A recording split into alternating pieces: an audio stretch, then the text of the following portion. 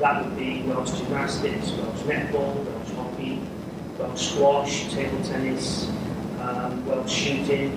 So there's a multiple of sports that I deal with on a daily basis.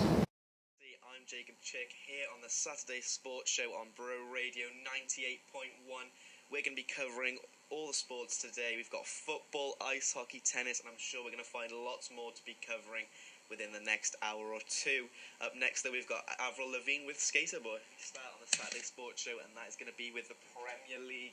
Obviously, now we know that Man City have won the league after defeating Brighton earlier on in the week 4-1. It was a comfortable victory, although Brighton did take the early lead, and I guess that gave some Liverpool fans a bit of hope that they might be able to snatch the league on the last day of the season. But unfortunately for them, they're going to have to wait at least another season now to see if they can lift that Premier League trophy. Some of the big news was the top four finally being decided, with Tottenham and Chelsea both drawing, which meant they were confirmed as the top four sides. Arsenal missing out by a point, and Manchester United, obviously, we knew weren't going to make it into the top four. Of course, then you've also got the Championship with the teams who are already coming up to the Premier League in Sheffield United and Norwich, and now we know that it's going to be Aston Villa versus Derby from the playoffs.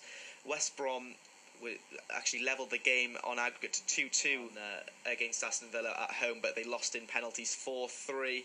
As for Leeds, they sort of bottled it right towards the end. They took the 1-0 lead away from Derby, took it to home, and they've ended up losing 4-2, which meant it was 4-3 on aggregate. There was 2 red cards, penalties. There was a lot of drama in this game, and sort of provided a bit of everything. So now it's between Aston Villa and Derby to complete that final Premier League spot for next season. Newport County, they've also reached the playoff final, this time in League Two, so they'll be hoping to beat Tranmere and move on into League One. Obviously, this will be a massive step for Newport County, as not so long ago they were sort of battling to stay up in League Two, and now they're pushing on to get promoted from League Two and into League One. So it's going to be interesting to see how they get on as well.